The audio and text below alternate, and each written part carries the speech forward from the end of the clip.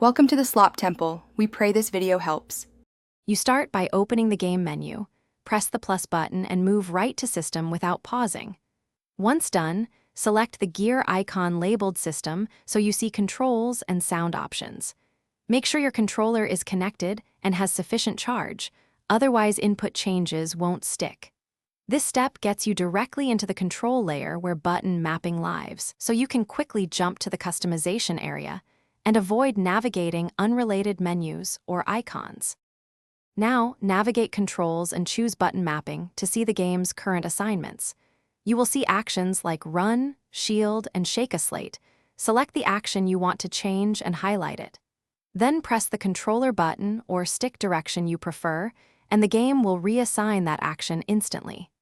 Make sequential changes and test them briefly in the menu. This avoids conflicts and ensures your frequently used actions are on comfortable buttons for faster reactions during gameplay. Finish by confirming your edits and backing out of System. Changes are saved when you return to gameplay, so don't forget this step. Next, test your new layout in a quiet area or a nearby shrine to verify ergonomics and responsiveness. If a mapping feels wrong or conflicts with another input, return to button mapping and either reassign or choose Reset to Default to start over.